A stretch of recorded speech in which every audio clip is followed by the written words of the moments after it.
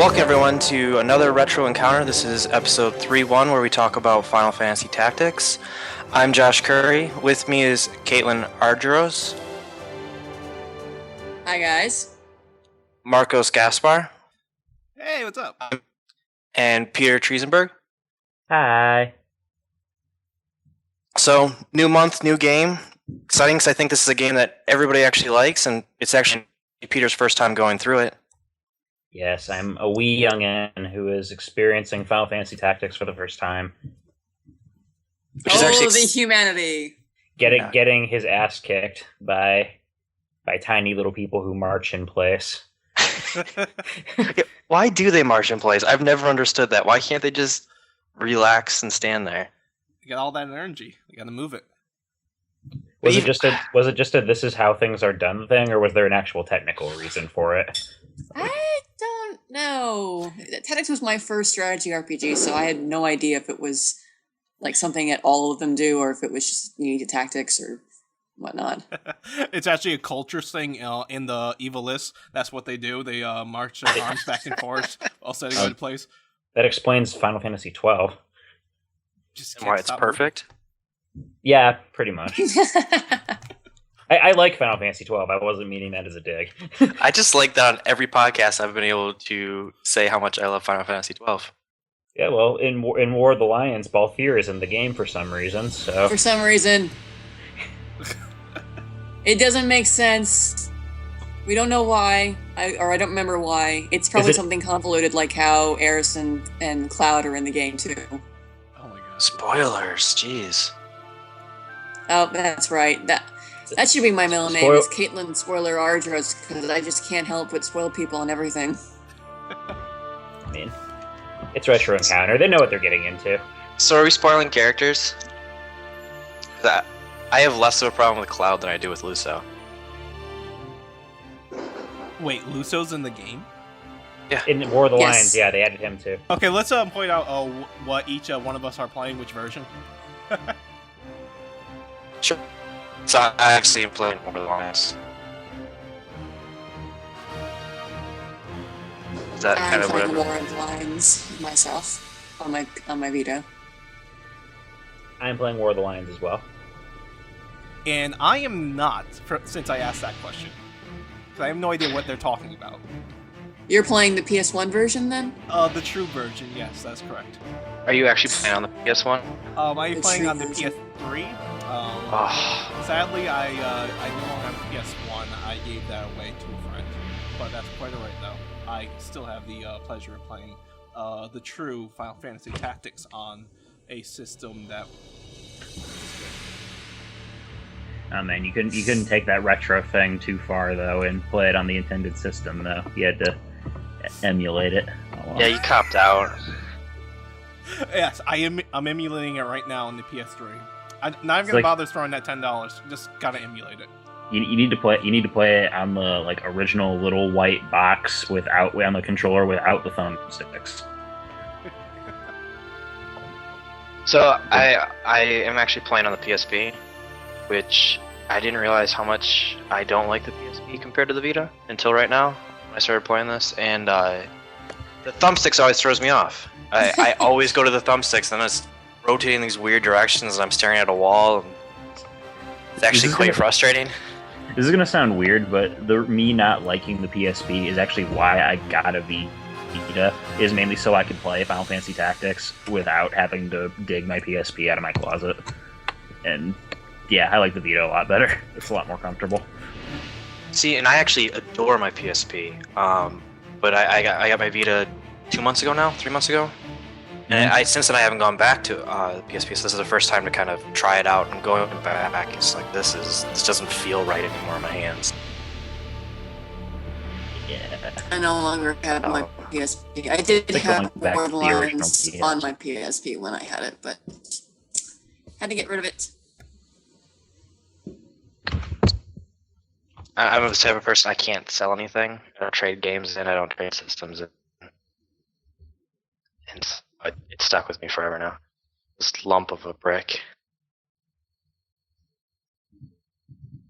But let's actually dive into the game. Yes. I'm super interested in what Peter thinks, because in a lot of ways, and I remember this from me personally, that the beginning of the game was very hard to understand what was going on, first of all, and some of the early battles were very difficult just because you either don't know what's going on or your team's not actually leveled up the way they should be. I don't think the plot was terribly hard to follow at first, and I said this before the show started, I'm a huge Game of Thrones fan. I love political intrigue and fantasy, so this is kind of my jam, like when it comes to the storytelling. But yeah, the game itself is really difficult at the beginning because your units suck. Yeah, I've actually beaten the game. I've played this a boatload, and it came to the first battle after everything's automated for your party, and I could not do it. I think I played that battle at least 6-7 times. It was super embarrassing. It was one of those, I almost sent out a message to everybody like, you know what? I don't belong on this podcast. I probably don't belong working for the website. Just we'll part ways here. I'm sorry. So that was rough. I feel like liking Final Fantasy Tactics is like a civic duty at RPG fan. It's a job requirement. Yeah, it really is. You didn't put that on the train people. You didn't put that on the application. I feel like. Oh well, it's assumed. Well, no, I think it's actually the ultimate test. There'll be like a sneak in a question here or there, and once you're kind of like confused, it's over for you. You don't get this tactics reference. You fail. Maybe that's why I got hired, because the interview call with Kyle just kept dropping out, so we just gave up and started testing each other. Yeah, he probably assumed you gave the right answer why it was dropped out. Yeah, right. That makes sense now. Kyle, please don't listen to this podcast and then let me leave, please. Well, if you finish it in time, then he can't fire you. Yeah, I'm playing the game now, guys. Come on. Yeah.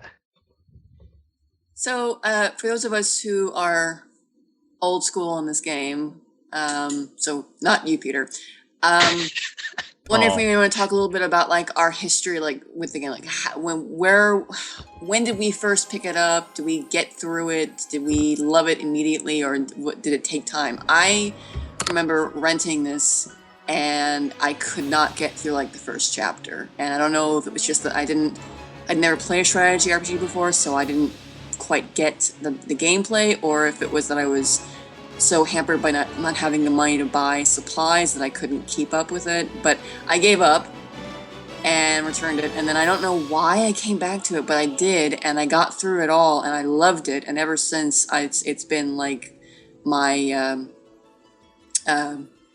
what's the holy grail for me of strategy RPGs, by which I judge every other strategy RPG in existence. Yeah, so for me, I kind of touched this on this for the Final Fantasy X podcast. I was super late to just Final Fantasy as a whole. Final Fantasy X was kind of my intro to the whole series, and I remember seeing Tactics. I remember going to like Best Buys and whatnot, and probably Circuit Cities back in the day. And I'd look at 7, I'd look at 8, I'd look at 9, I'd see Tactics, and I'd see all the anthologies and whatnot, and it was something that always interested me, but for some reason, it just never happened. But when I got my PSP, it was actually one of the first games I got. I got Metal Gear Acid and War of the Lions. I blew through Acid because that game's awesome, and Metal Gear Solid's awesome. But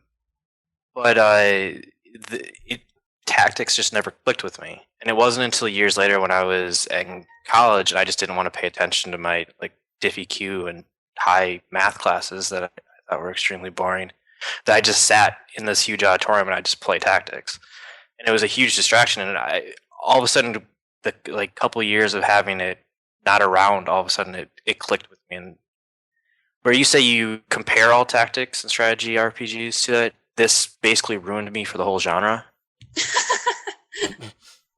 So I guess I compare them as well, but everything always seems to fall short. Yeah, it's tough. I think just based on what little I've played of it, Tactics is immediately different from something like Fire Emblem, which is a series I am familiar with, because Fire Emblem seems a lot more immediately user friendly. Yeah, I mean, like I mean, my experiences with Final Fantasy Tactics is, I was 12 or 13 when I bought it, played it, was very miserable. Gave it a second shot. Like, maybe I'm just a terrible person, and I played it again, and I started to get used to it. Because I'd never played a strategy game like this. In fact, when I heard Final Fantasy, I'm like, oh, it's a Final Fantasy game. It's gonna be like 7 or 8. I bought it, and I was like, oh, so that's what tactics means. But afterwards, when I finally got used to it, and just understood the mechanics, how monsters level up with you, and all the other stuff, how your equipment is very vital. If you don't have a good equipment, you're probably going to be very miserable. But no, I eventually just learned all that, and I really enjoyed the Final Fantasy Tactics, and I played it multiple times since then, which I don't do for much of my games, even for certain ones that I love. This one's a very odd duckling. Yeah, I played it a lot. I like it, but it's not my favorite. One of my favorite games. It's just something I can play mindlessly. So yeah, Marcos is actually the exact opposite for me. It's for sure in my top 10, possibly my top 5. Whereas every other game in that group, I play repeatedly. This game was such a perfect experience the first time through that I've actually, up until this point, refused to ever play it again. It's an interesting way of looking Really? at it. Wait. You're saying you liked it so much that you didn't want to play it again? Yep, absolutely. It was literally like, it was that perfect experience to me. And it. What? I'm sorry. It sounds like you're treating this like the Holy Mary or like a saint. No, I don't know. There's just certain games. There's something. I mean, obviously, games are so much more than just the gameplay or the story. There's something to be said that it connects with you on an emotional or like a mental, or like level at that point in your life. And I've been kind of always worried about that. It just felt like it connected with me much farther beyond than just what the gameplay was or the story was. As much as I like both of those, the easiest comparison I could say is like I've done the same thing for Journey or Gone Home, or even the first season of The Walking Dead. There's something emotional about that you have that it resonated so deeply with me that I didn't want to go back to it. I didn't want to have that tarnished in any way. Okay, I understand that feeling. I have that for other games, but yeah, I understand that exact sentiment. And so that's why it's always hard, because like we're doing the prep for the show, and we've known for a while that we were going to do this. And after all the like Final Fantasy X podcasts, or like just randomly with conversations, everybody would be naming all these things like I did this, I did that. What if you went through as a dancer? What if you did this? And it was like I felt really stupid because it's something that I love this game, but all that went over my head because it was me bumbling through it that first time, and that was my only experience with it. I think trying to prep for Final Fantasy Tactics for me was more intimidating than actually playing it. Like because I've heard, I mean, even just from you guys, like I asked for some tips, and you guys really Caitlin sends me this like massive checklist of do this, and Josh is just like, just don't die. I could have sent you more. I could have sent you detailed information about that, but you know. I appreciate the help, but it was just like I was seeing so many like build your characters in this way for maximum results, or like, you know, make sure you get these characters, or make sure you do this and make sure you do that, like on all these different websites, and I'm just like, that's a lot to think about before I even start playing. and so that's why actually my advice, Peter, and it's hard because we have to finish this in a month. There's always that time constraint and whatnot. And I think that's also part of the reason that it was so good that first time. I made every mistake possible. Like I would take one of the classes and I take it super far and realize that this is just a terrible class. And I would then move on to the next class and it would somehow be worse than the previous class. And then I realized that I've screwed all that up because I should have gone an extra couple levels of both of them, and I could have gone to this job. And it was part of that struggle that made it so good for me. I really felt like I solved a puzzle. That's kind of the fun part of the find that job system in Final Fantasy, and I think that's part of another thing that makes Tactics so fun is like I'm having flashbacks to when I first played Final Fantasy V, and I just tried to come up with crazy character combinations. Oh yeah, I guess we can talk a little bit about the class system and jobs and abilities and things like that. So this was the first game I ever played that had that kind of system, so that was definitely a draw, was being able to change your classes, and you had to level up in classes in order to unlock other ones. And I think, like, you know, you needed to be chemist level 2 to get access to your mages, and you need to have knight level, you know, 2 or 3 to get access to things like archers and monks and whatnot. And you had to get weird combinations of multiple classes for some of the more interesting and overpowered classes like ninja and dragoon and samurai, which are like, that's my personal favorite trio of classes, is ninja, dragoon, and samurai. But there's a lot of mixing and matching available in the game, because you can set your main class ability is required, but you can set a class ability from any other class that you have access to. So you can have, you know, a knight that can use items. You can have mages that can use knight skills if they have knight weapons equipped and whatnot. There's a lot of room for customization and to tweak things and to create an ultimate fighter. And I think that's so fun. Yeah, like when the pre-show discussion that we were talking about on the boards, I like laid out what I do with my favorite character in the game, Argyros, and I go to town, getting her certain skills from samurai, from ninja, not quite so much dragoon, but I get her all this stuff, and then I make her into a one-woman tank of death. She is literally unstoppable once I get her everything she needs. And speaking of combinations, like what do you guys have for characters and combinations? I mean, I'm pretty early. I'm pretty early on, so I haven't really gotten a chance to experiment much. But I have had Ramza learning monk and knight skills so far, and I have most of his early squire abilities. That's about where I am too. Black and white mages just graduated to time mage and mystic, so they're learning some of those skills. So one of the things I made the same mistake. I didn't even know that chemist was actually kind of legit. Because like I said, like when you're bumbling through it, basically you look at a chart and it's like, well, if this is farther along the chart, it has to be better. And so I remember just rushing through trying to get as the minimum that I could, and so I could get to the next class. And I started doing that again with this. So I got chemist so I could get to the wizard and the priest. And I immediately jumped to those. And it's kind of the same thing on the other side, where I kind of like rushed to a knight and I tried to get my archer, and like you're doing those kind of just minor so I can have kind of a balance, but always rushing through. But I kind of realized that I should probably go a little bit longer, at least for Ramza, to get him more square abilities. Ramza, however you pronounce his last name. Ramza. Beluve. I always said Beowulf, but that just sounds so weird to me. And I don't know if they pronounce in any of the cutscenes in War of the Lion, so they could answer the question of how it's pronounced. Yeah, I'm not sure if they do. Like I don't remember. Yeah, I don't know. Which, I mean, that's an interesting. Well, that's a segue. We'll get to it later. But to talk about the added cutscenes and voice acting in War of the Lions, as compared with the original, so good. They are so good.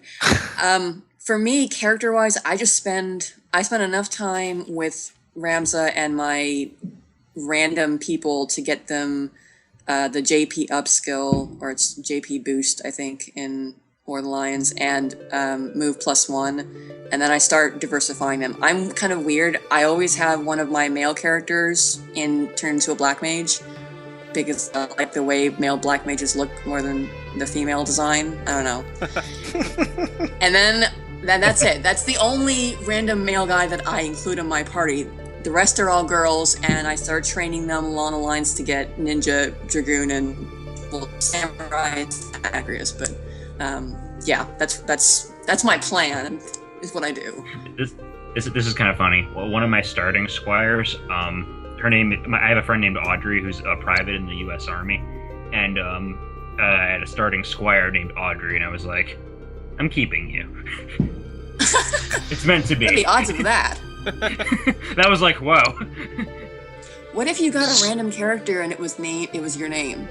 If I got a character named Peter, I'd be like, okay, well, you're gonna die, like, immediately. Nice. I'm not going to invest much in you, sorry. Strip the armor, Oh. fire him immediately. You don't want to like turn him into an awesome like a Dark Knight or make him this super badass killing Onion machine? Knight. I feel like every time I try to do that, then it never ends well, so at this point I should just resign myself to the inevitable. But you could be like the villager, class in Fire Emblem, where you're super shitty at first and then you get overpowered by the end of the game.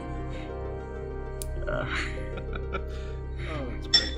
Like I just remember, what's his name? Is it Donald? in Donald, yeah, Awakening? the guy with the pot on his head. You have to babysit him in that first battle, and he has to level up in order to get him. But you do that, you get through that, and he becomes he becomes a god among men. Yeah. Well, in a way, that happens in Tactics too. I mean, once you start getting those other classes and you're customizing your secondary skills and whatnot, you can steamroll quite easily. I'm several levels behind where the story battles are. Like the enemies in those battles are like 2 or 3 levels above me, and I'm still steamrolling them because I've been diversifying my classes and getting skills that I need and whatnot. So, or maybe it's just because I played the game so many times and I know like where to position and whatnot, but it still is a thing. Yeah, and speaking of steamroll, more or less what I did at the beginning of the game was grind out my characters and skills, because I already knew what was what and who had who. So my team ended up being 2 chemists that could dance, who also could fly. So they are not hindered by terrain. I have 2 ninjas that have ignore height, so they can jump anywhere they want. Nice. With blade grasp is what they called in the PlayStation, and 2-handed.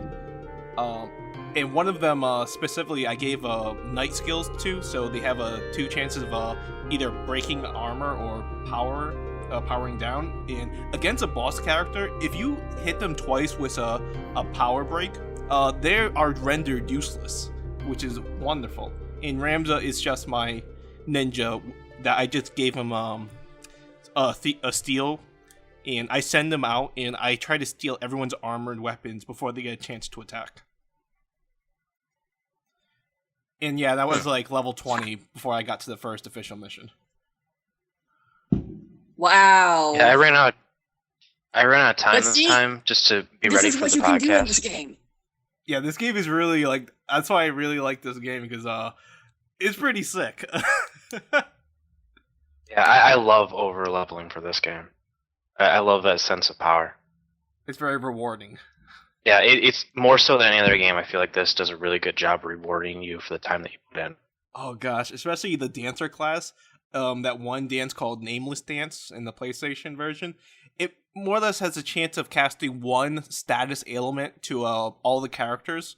When you have 2 dancers or 2 characters with dance, and you put Nameless Dance, more or less you have 2 chances of casting an ailment. And if you cast, if it casts Frog like more than twice, that's great, because you've literally like thwarted like them. They're dead, and some of them can do stop, sleep, poison, slow down, and darkness, and others. I don't know if I'm missing anything else, but just for that happening, it's hilarious, because I had one time where I turned 3 guys into frogs and I stopped the other 2, and it was like, this is the best thing in the world. It's not like you would like to have calculators. I thought about that, and I was like, you know what? I just want to see them squirm. I want them standing in place and just watching me go up to them, and them not doing anything. And I can just steal their armor, take their weapons, like literally just strip them down and lower their health to like 100 when they should be at 200 or 300, and just shoot them with my chemist with their guns while they're flying around. So it's pretty hilarious when I think about it.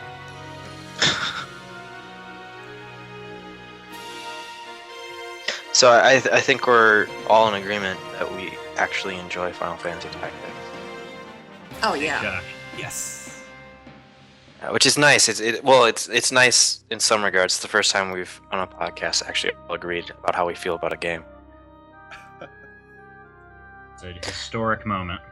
Yeah, which I'm not sure if that's good or bad, because we seem to actually like Trails after the first prologue too, and that didn't turn out well. So It was alright.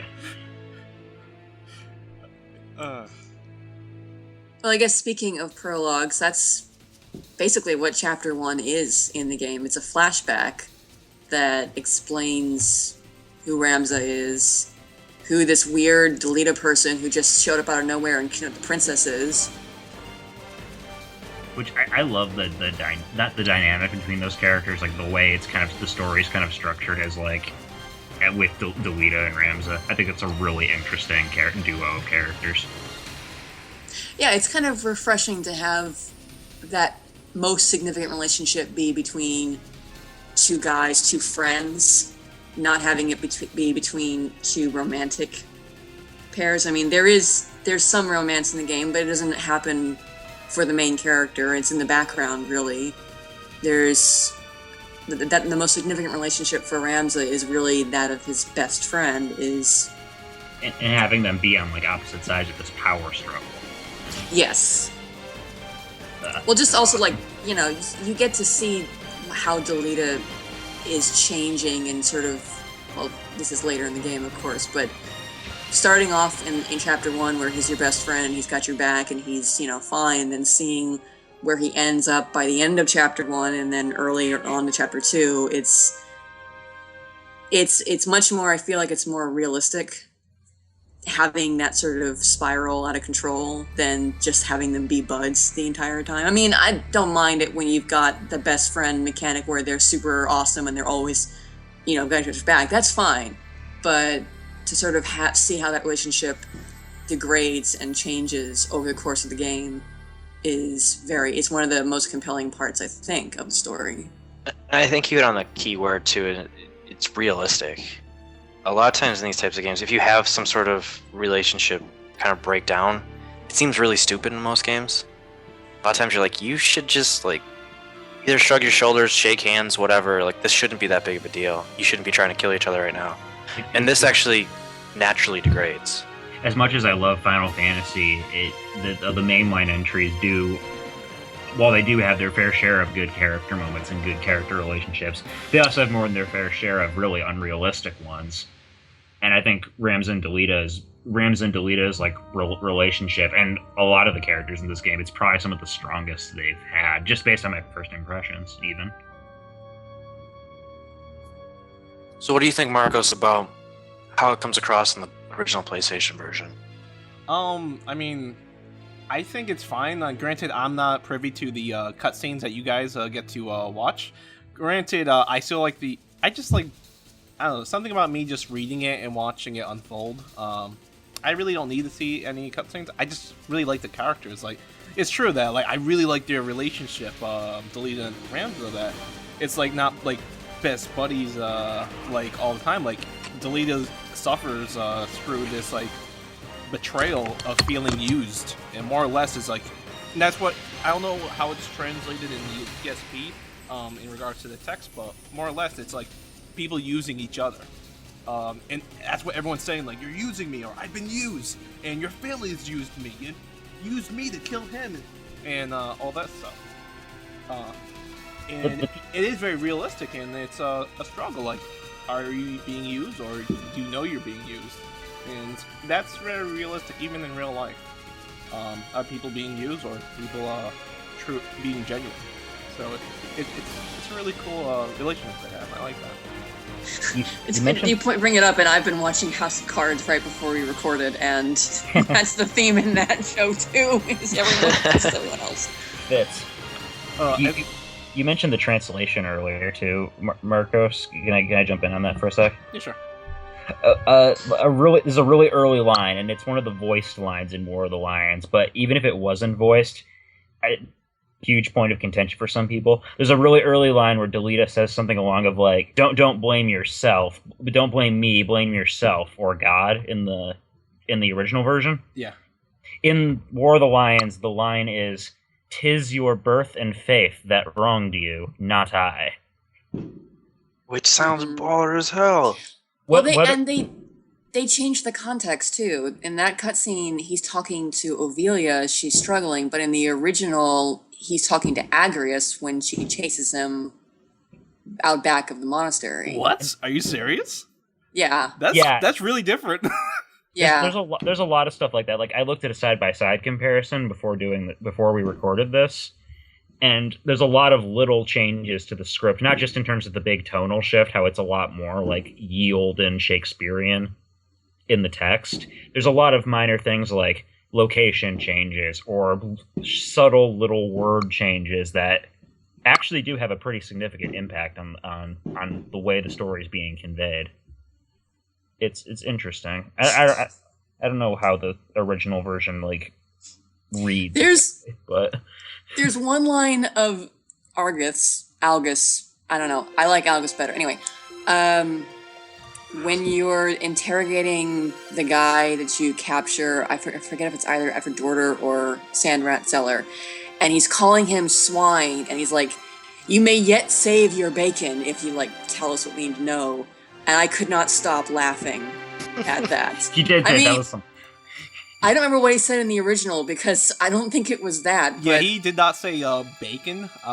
There is no talk of bacon. I'm pretty sure it was like him just beating the crap out of that guy. If we're thinking about the same thing, and I think that is Sandrat. There's also not. I'm sure that this was a primary inspiration for the translator, but War of the Lions does drop in a couple Game of Thrones references.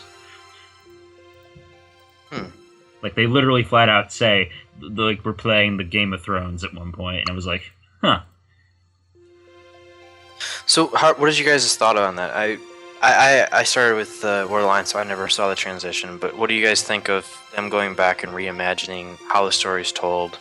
I'm guessing they're making it obviously they're trying to make it better, more dynamic. But I think it's almost I know that like purists will probably disagree with me. I think it would almost be essential, but. And that's for me. I look at it and I remember the story when I first came across it. It was so different and so powerful, and that was kind of the imagining that I had when the story I'd seen after they'd done the reimagining. So it worked for me. Caitlin, did you play the PlayStation version first? Oh yeah. I was about the same age as Marcus when I first played it. So, I think that the translation is greatly improved in general. Although I don't remember being like super disgusted with the original translation, but it definitely, the sort of old English fits the time period and the setting of the game a lot better than the sort of more basic translation that the original has. With the cutscenes, I love that they kept the style of the characters. Like, you look at the character artwork in your portraits, and if you've seen like the full shots of the major players, they kept that sort of, barely any nose, big, tall-eyed looks. And there's this beautiful filter that they used overlaid on the cutscenes to sort of keep that hand-drawn kind of look about him.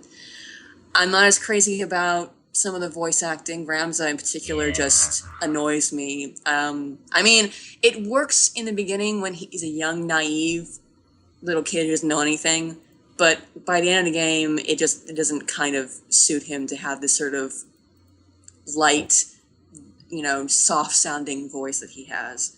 It's very one note. Yeah, and I don't know. Sometimes I like the changes that they make to the cutscenes.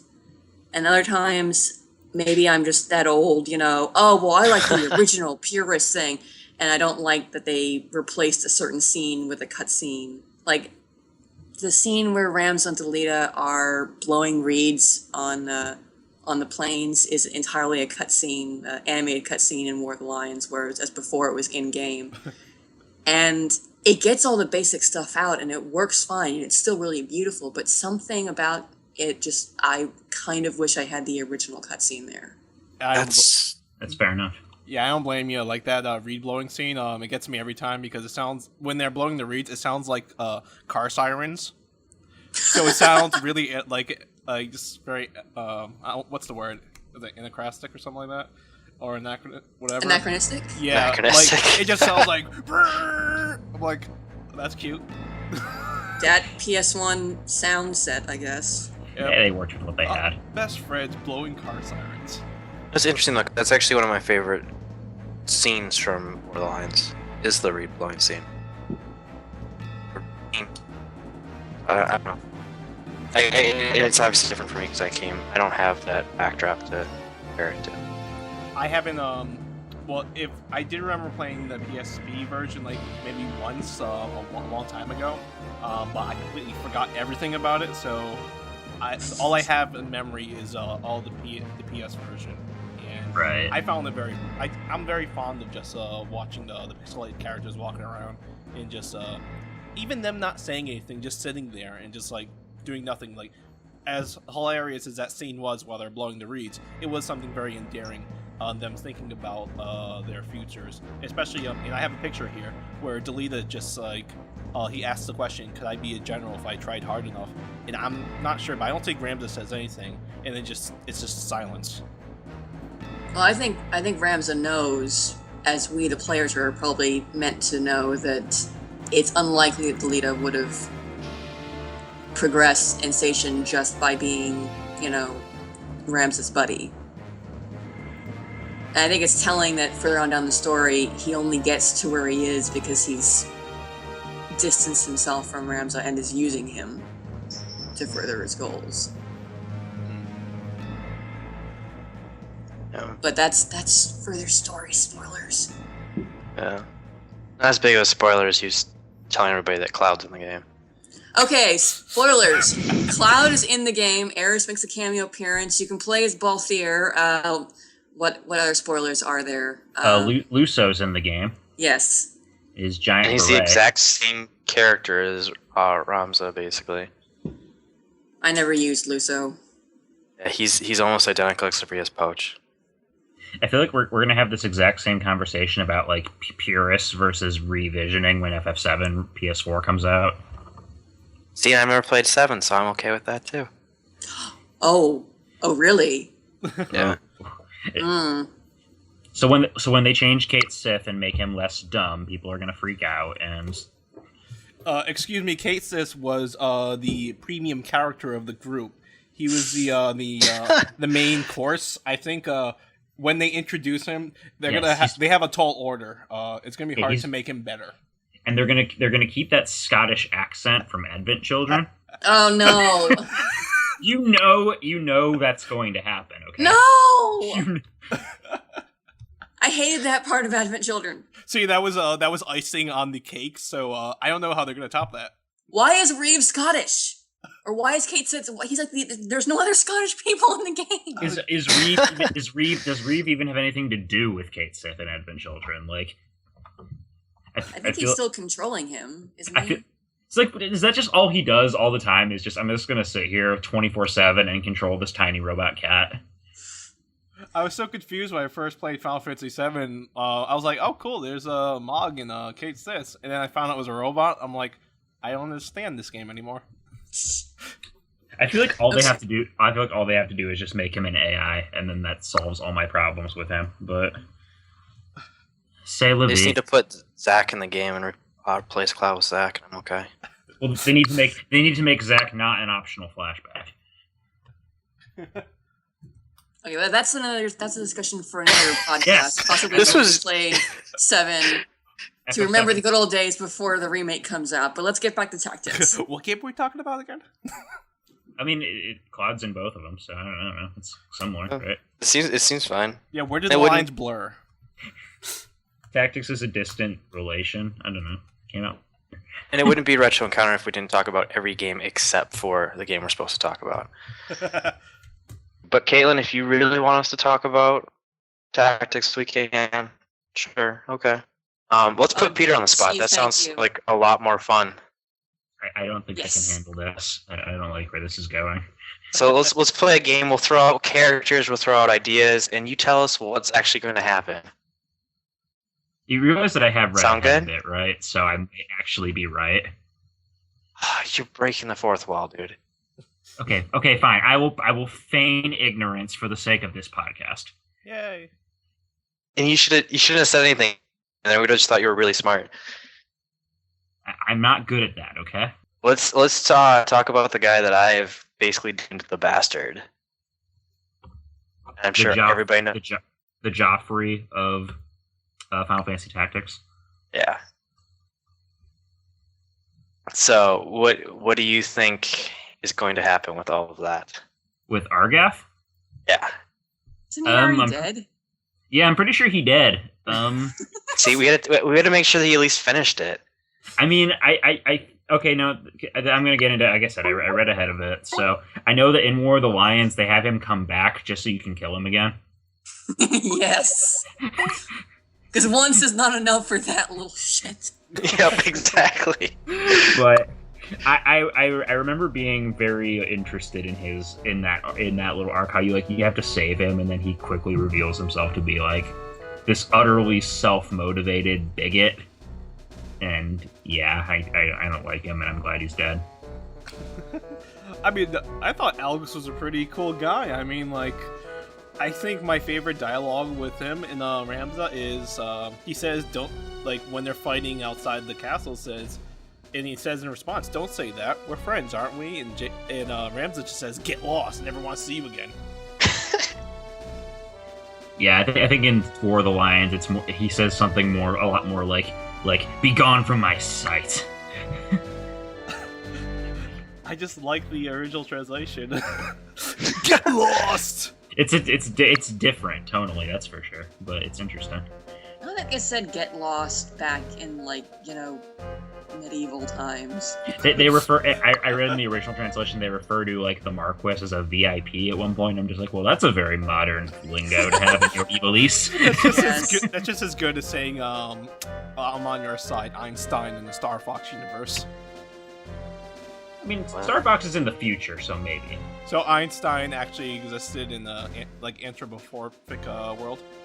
Yeah, maybe we all devolved, or the animal. Well, his theory of relativity certainly had to still exist. Yeah, because they have space travel. Yeah. Alright, I'll give you that. Okay, anyway, more characters for me to guess about, I guess. What's gonna happen to Alma? Ramses' sister. The sister? Yes. Bad things.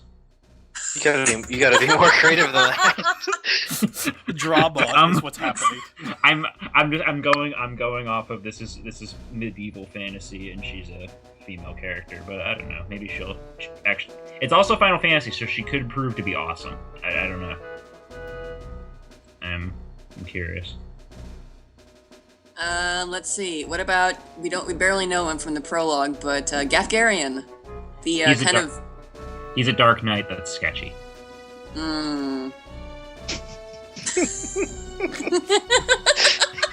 love how Peter is being intentionally vague here. Yeah, look. If I'm vague enough, then that means that I'm technically right. What do you guys say? Like Argyros, she is a woman. Yeah. Argyros is a member of the female gender, and yeah, her name starts with an A, I think. You couldn't even be concrete on how her name was spelled. Well, yeah, I don't know. Evilise is spelled different ways.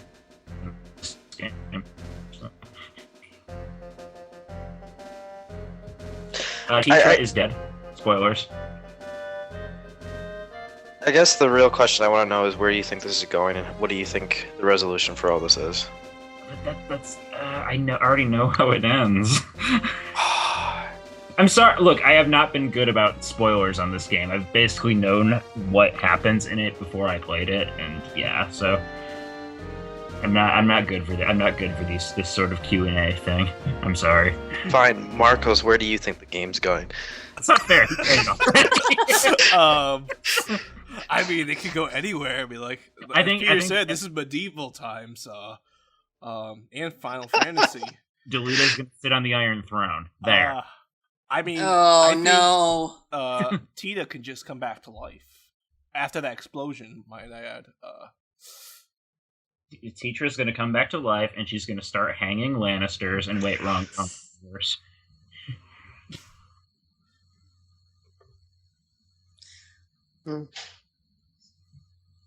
Penguins. I'm overall disappointed that you can't give us better explanations than that. Sorry, Josh. It's been a long day. Movies.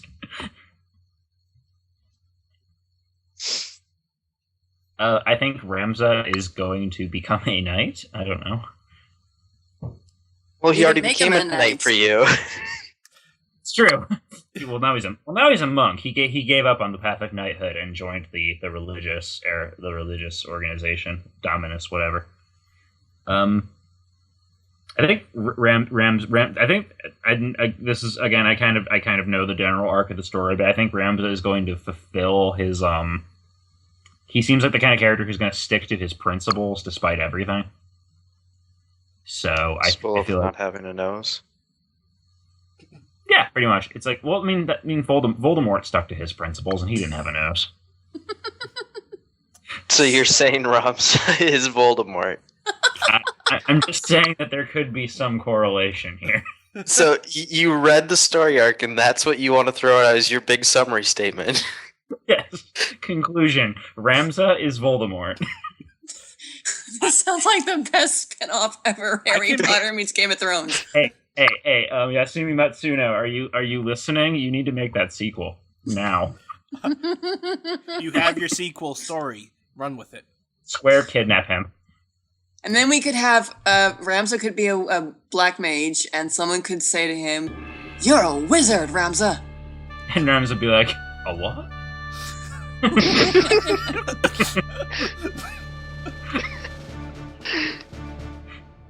You're a wizard, Harry. You're a Harry wizard.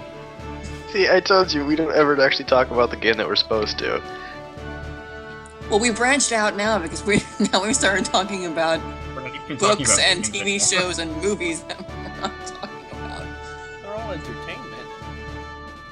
I guess they fall under that loose banner. No.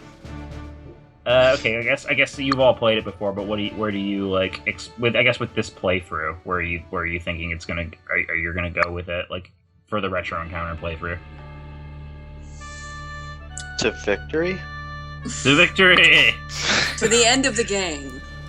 Well, that's a very you're the one being big. Well, we know where it's gonna go. Yeah, I actually remember everything that happens. Well, like any like specific like, are you gonna like do a challenge run or like specific character build? Because I'm just going at it like more or less blind as far as the gameplay is concerned. My plan is to build Argyros into Super Warrior and ignore Orlando as much as possible because no, thank you. I'm gonna try my hardest to get Ramza to Dark Knight. I really tried that when I originally played the PSP version, and I didn't grind enough. I couldn't grind enough to get him all the skills he needed. Because how do you unlock that? Because I want Dark Knight. You have to max out everything, basically. Oh. You have to master Knight and Black Mage, and then you have to get pretty high job levels in a bunch of other classes. Make him a Black So Mage. it requires a lot of work. I ran out of story battles. I didn't grind enough to get the JP for it when I last played it, but we'll see. If I get ahead enough of schedule of our recordings and I have enough time, I'll try to grind. And because I want him to be Dark Knight and Argyros to be Holy Knight, because I like them. They're together. Like that's my shit for this game. So yeah. So that's your one troop here. Yes, for tactics. Yes, it is. So I like the, opposites, Dark Knight, Holy Knight, it works. That's my plan. I have no clue if I'll get there. I'm almost done with the game. I mean, like, my plan's been set in stone, like, as soon as I got to that first mission.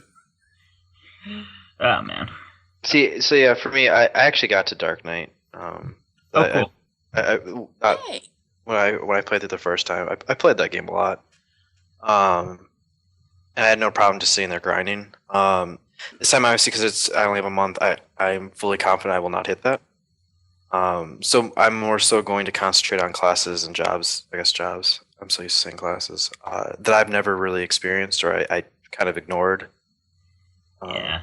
Because even some of that when I was grinding out stuff, you can set everybody on automatic. I did that for a lot of the jobs. Fuck. A lot of the jobs that I didn't want to play. Swear jar. Right. Oh, We already have an explicit tag. It's okay. Yeah, I earned that explicit tag for everybody. We could all go on a trip probably every month for how much I swear. Why don't you do it? Pay for everyone's plane A tickets. trip to next year. Ivalice? Well, you're already there, so that was easy. Yeah, that's true. Ooh, I just thought of a really good question. Yeah. When you guys were setting up your character, setting up Ramza, did you change his name, and then what did you choose for the birthday? Did you actually choose your own birthday, or did you try to min-max kind of the bravery? And I'm boring. I kept his default name and put in my own birthday. I always make him, I forget if it's Cancer or Capricorn. I make him the opposite of what Argyros is, because in this game, the opposite sign of the sign of the opposite gender is your most compatible. So like Cancer and Capricorn are the most compatible. So yeah, that's the level to which my shipper heart takes this game, is I make it so that Ramza and Argyros are super compatible. So do you have them like walk right next to each other while they're fighting? I try. they have the fly ability or like move on water, and they're just walking across the water during a sunset? I never get that skill. I don't bother. So, but yeah, I do. So Sumi, I'm a romantic at heart. So, and Argyros is one of my favorite female characters in RPG. Period. I love her. I love that she's a strong character and doesn't fall into a lot of the tropes. Although you do have to rescue her at some point. Yeah, I was gonna say she kind of like is a little goofball in the. At least I see her as a goofball in the original translation, because she's like, "Oh, we'll be fine. We just got to go over here," and then she like needs rescuing. It's like, "Oh gosh, I need help," or when she's tricked into something else and she's like exclaiming like, "What? I didn't know that." I don't remember this. She is one of my favorite characters, so I will agree with you. Yeah. Yeah, like, besides that, like, I really like her. She's a really good character. I thought long and hard about changing Ramza's name in this playthrough to something, stupid like butt sniffer or something. Like what Mike named Titus in his FF10 playthrough. Oh yeah, the censored name that we can't repeat.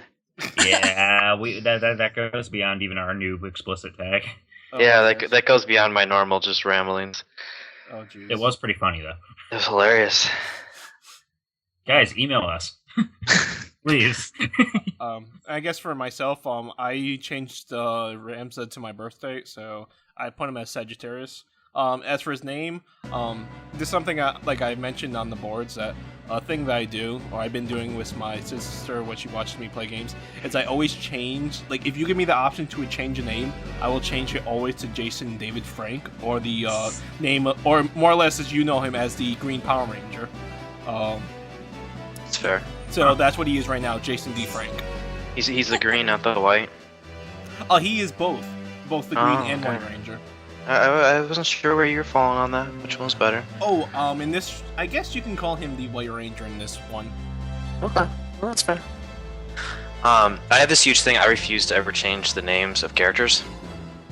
The only possible exception being Persona 4, where you coach Charlie Tuna. And for the people that get that, I love you. But yeah, so I can't change people's names. Like, it's one of those things that it bothers me to the core. I stick to the defaults unless I'm making my own character, or it's a silent protagonist, in which case it's either Peter or PG. I still, even if it's a silent, it has to be. I'll even look up and if somebody mentioned something from the developers at one point, it's an untitled person. If I happen to mention a name, I'll use that. It's really. Well, it's like how in the Persona 3 anime movie, his name is Makoto, and I'm just like, no, his name is Minato. That's in my head. I'm not getting rid of it. Yeah. Yeah, I usually keep default names myself, although I've made some exceptions, like Persona 4. I'm the same way, even though I won't change anything, even in Mass Effect. Shepard. I'm not messing with his face. Dude ship. Yeah, Femship. Femship is where it's at! I agree, but then I can't be Shepard, so. Well, you can be your shepherd, and I can be mine, and we can play. Our shepherds can play tactics together. That sounds wonderful. There is Because there's a thing that you can do in this game is there is limited multiplayer functionality, which I never ever did. Marcus, did you ever use that? Oh, you didn't really play on the PSP. What? Ever do the multiplayer? I didn't have any friends that played that game. You should just. I don't have any friends. I really thought that's what you were gonna say. I just end it right there. I was like, that took a terrible turn. It's like I'm disgusted by people. Like, I don't have any friends. Why would I want friends? Why would you even think that? I know one friend who owns War of the Lions, and it's because I bought it for him for Christmas. So around the same time I got my copy. So did he actually play it, or did she, or did that he was my roommate freshman year of college, and he played up to the part where he realized that the enemies were leveling up with him, and he got really mad. But what challenge? Adversity? I don't think so. Yeah, he has a weird perspective on on things. It makes for interesting conversations. But anyway, that's either neither here nor there. I do have to agree, though. I typically hate when enemies level up with you. I like it in Final Fantasy VIII because once you turn off random encounters, then it makes the game really easy. But I hate it everywhere. Yeah, if you level up Diablos enough in FF8, he has the no encounters ability. So you do that, you turn it off, you'll only gain experience from boss fights, and the final boss will be like mid-20s. Oh, I totally forgot about that. Wow. Yeah, I'd basically broken game ever. I'd basically broken FF8 by the end of Disc 1. People say Tactics is broken. I think Tactics just opens you up to experimentation. 8 is busted at a mechanical level. See, I feel like Tactics, there's just so many possibilities that there's just options to be able to break it. Whereas, like 8, for example, is just at its core broken. 8 is just dumb. I think it's a fine game. I don't hate it as much as like some people do, but that game has some serious issues. Yeah, I think with Tactics, if you just go from story mission to story mission and you don't grind or try to do random battles all that much, except where you have no choice, it'll be hard to break it because you just don't really have as much time to get optional skills and whatnot. But if you want to do some extra battles, and if you want to break the game, you can. Yeah, there is just a wealth of options. Yeah. Which is the main reason I actually like it. Which I'm sure is the same thing for a lot of people. I just like tactical combat. I didn't before, but I like it now.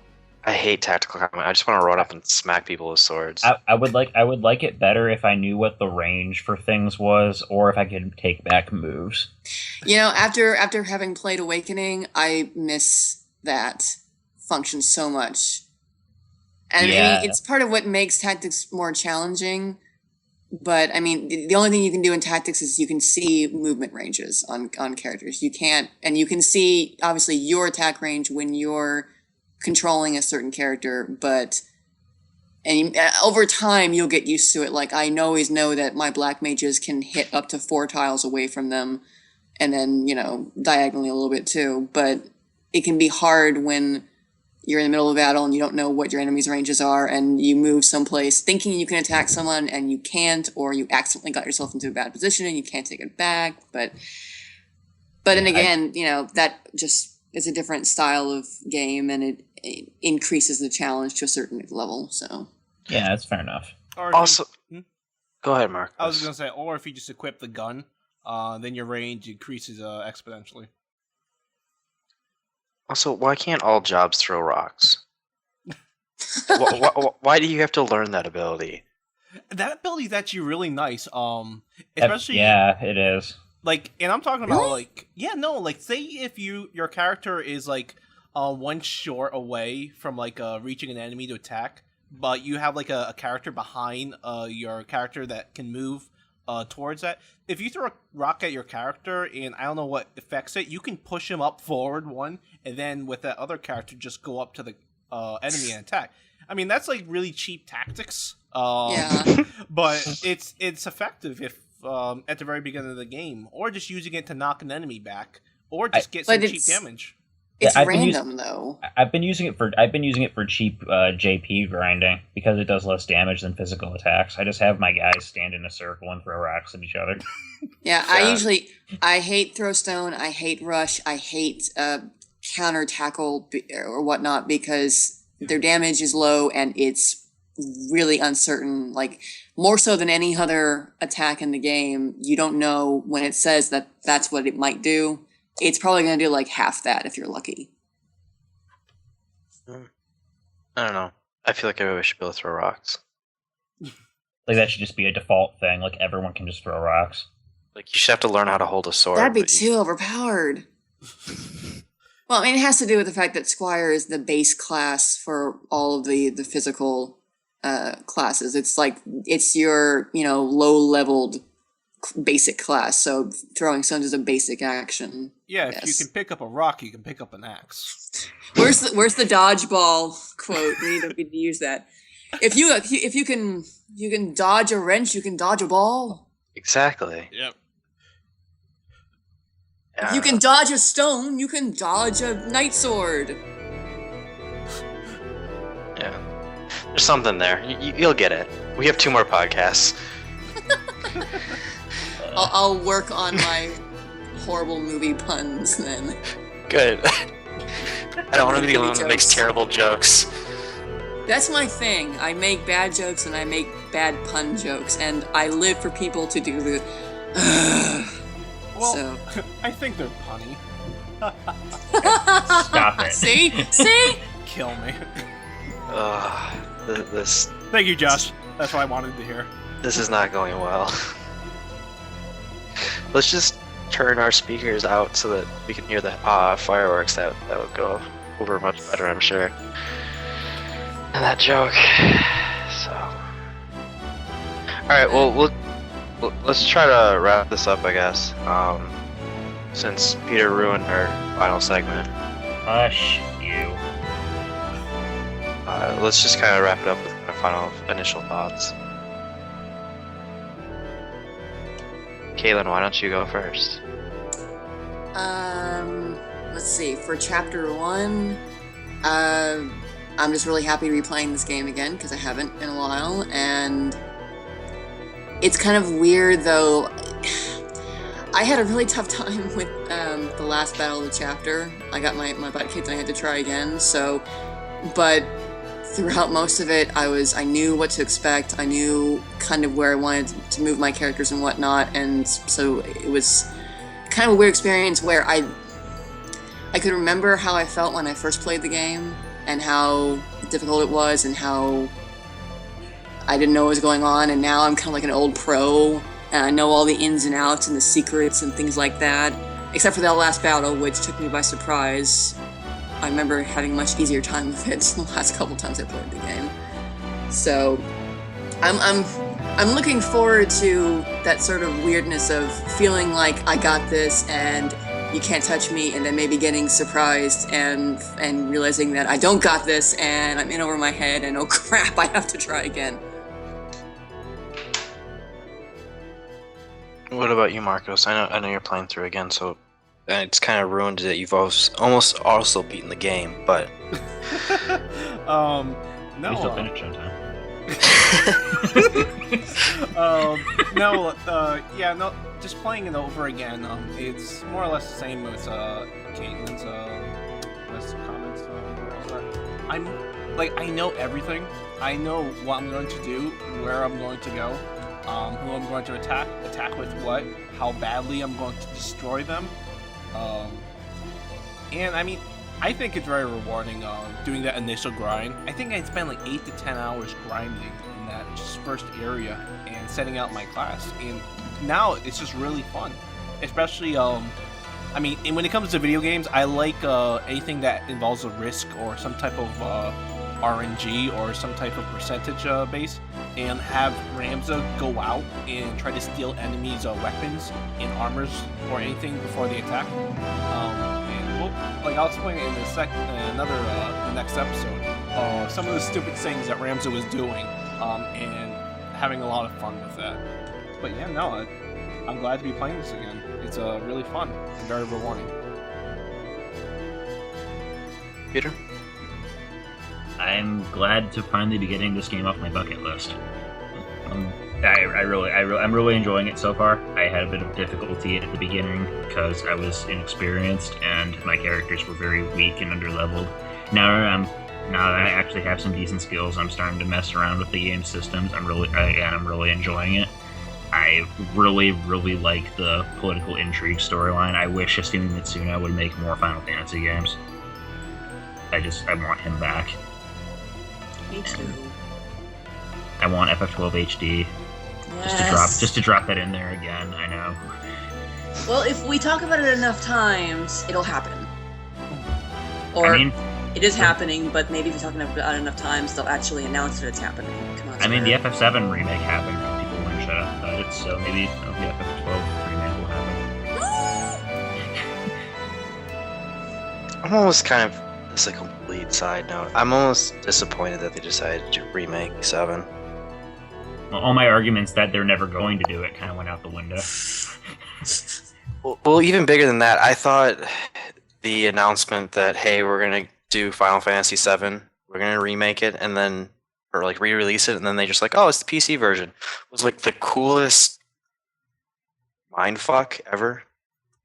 Really? I thought it was bad trolling. Oh, it was the most amazing thing ever, because I was sitting there watching it, and I was like, holy crap, they're actually going to do it. And then they was like, nope. And I just watched like the internet implode.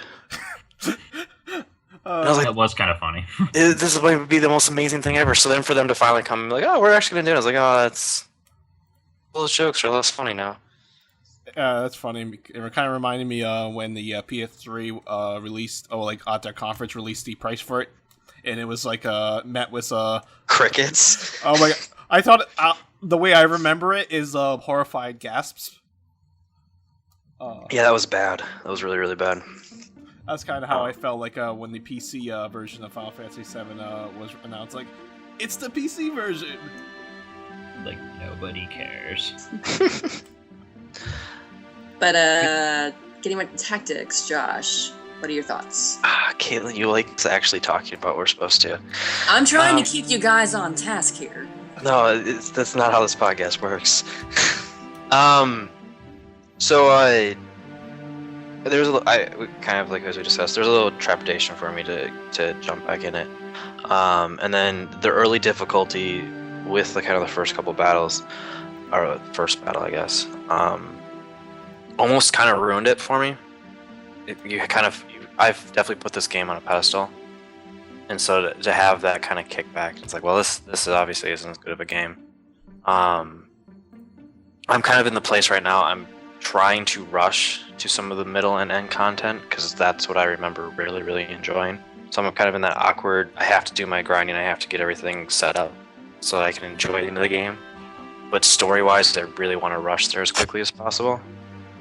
But I'm super excited. We didn't really talk about it, I guess, but the cutscenes are absolutely gorgeous in War of the Lions, and it's something that I kind of forgot. It kind of caught me off guard because going back to the PSP, like a PSP type game, it's like, oh, these graphics this is an old game. And then as soon as it rolled into it, cutscene, I was like, this is unbelievable. The kind of almost colored pencil sketch drawing, I guess, best explanation for it. Like that blew my mind all over again. So I'm excited to get to some of the next couple chapters. Yeah, I guess that's a great ending point. I guess while we're at it, we will throw in a small apology. I know we've gotten really far behind on posting some other podcasts. There's a huge kind of lull in July. Most of that blame comes to the fact of E3. I know it's an easy cop-out, but we're going to say it. We'll be much better actually getting things up at the right time over the course of this month. So more so than any other times, please get back on those boards, keep posting questions and comments and whatnot. We'll do a better job reading them. Make sure that you guys send in your emails to retro@rpgfan.com. Again, if any come in, we'll either answer the questions just to you, but if any of them are great, we'll make sure to throw them up on the podcast. But yeah, new game, so it's exciting. Yay! Much excite. Such tactics. Very Ramza. So evilly. Oh, God. Wow. Yep. And on that note, No, we're done. We're absolutely out, done. folks. We'll see you guys back for 3-2. Bye. Bye. Bye.